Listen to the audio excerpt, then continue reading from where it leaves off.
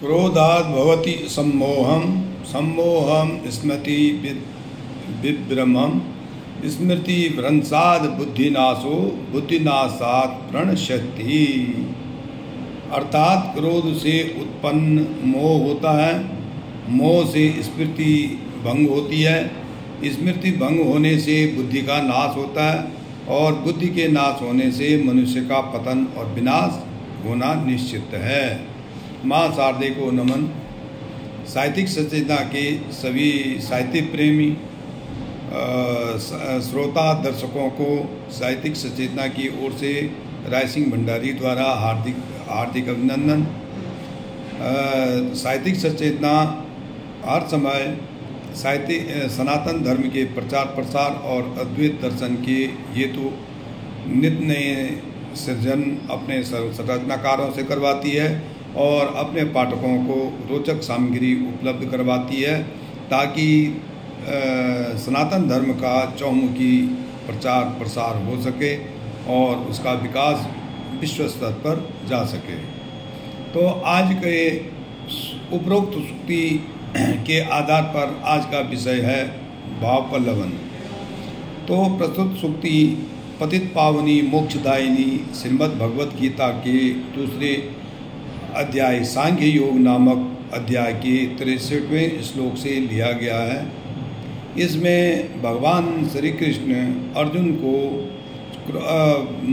मनुष्य के अंदर विद्यमान 5 विकारों से होने वाले हानियों के बारे में बताते हैं, उनको उपदेश देते हैं कि किस प्रकार से 5 विकारों में से एक विकार जो क्रोध है वह किस तरह से मनुष्य का पतन कर देता है।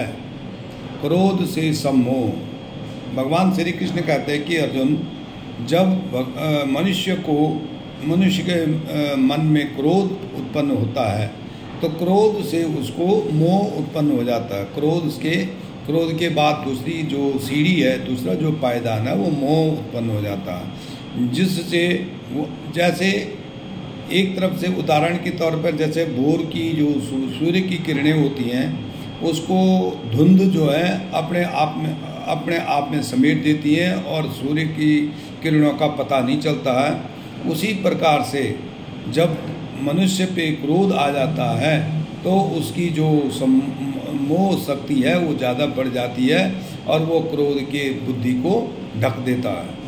तो इस प्रकार से हम समझ सकते हैं कि जैसे किसी वाहन की गति अत्यधिक तेज होने के कारण उस पर नियंत्रण होना मुश्किल हो जाता है, उसी और दुर्घटना का परिणाम अधिक होने लगता है। तो उसी प्रकार से जब क्रोध मनुष्य पे आ जाता है तो उसके अंदर मोह आने लगता है। दूसरा, मोह से स्मृति भ्रम। स्मृति भ्रम, जब मोह उत्पन्न हो जाता है तो वहाँ से स्मृति यानी हमारी जो मन में जो स्मृति है, बुद्धि का जो कोष है वो स्मृति है, स्मृति जब समाप्त होने लगती है, भ्रमित होने लगती है तो वह मनुष्य जो है ये नहीं समझ पाता है कि मुझे क्या करना चाहिए और क्या नहीं करना चाहिए। वह किन कर्तव्य मूड हो जाता है और उसे जो बनता है कभी कभी तो बहुत मुश्किल से वो अच्छा सोचेगा, लेकिन जब बुद्धि भ्रष्ट होने लगती है, जब क्रोध ज़्यादा बढ़ने लगता है तो बुद्धि और विवेक साथ छोड़ देते हैं और उसमें स्मृति भ्रम हो जाती है। उसे ये नहीं पता चलता कि मेरा कौन हितकारी है और कौन अहितकारी है। तो वो अपने पराया का भेद समाप्त होने लगता है। तीसरा है स्मृति भ्रम से बुद्धि का नाश। जो जिस प्रकार से स्मृति भ्रम हो जाती है तो स्वतः ही बुद्धि और विवेक का ह्रास होने लगता है और अच्छे बुरे का भान समाप्त हो जाता है। वह बुद्धिहीन उसे राह नहीं सूझती है और बुद्धिहीन हो जाता है। बुद्धिवान से होकर के एक क्रोध के कारण ही वह बुद्धिहीन हो जाता है, उसका विवेक शून्य हो जाता है। और मानव शरीर में जो ये बुद्धि एक नियंत्रण केंद्र है जो नियंत्रण का कार्य करती है, वही जब अनियंत्रित हो जाए तो मनुष्य की देह को पतन होना निश्चित होता है। बुद्धिनाश से मनुष्य का पतन।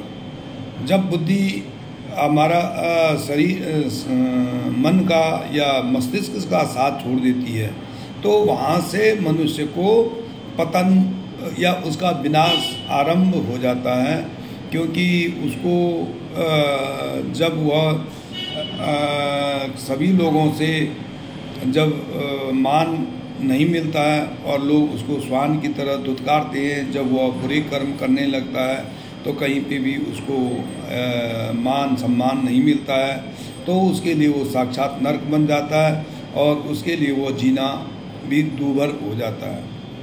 तो उपसंहार इस प्रकार से हम कह सकते हैं कि श्री कृष्ण भगवान ने इस सूक्ति में संक्षिप्त रूप से बहुत बड़ा सार बताया है। यह बताया है कि मनुष्य क्रोध ही मनुष्य का पतन का मूल कारण है। यह एक ऐसा विकार है जो बुद्धि पर पत्थर पड़ने वाला कहावत सिद्ध होती है और जिससे कि मनुष्य का विनाश होना निश्चित है।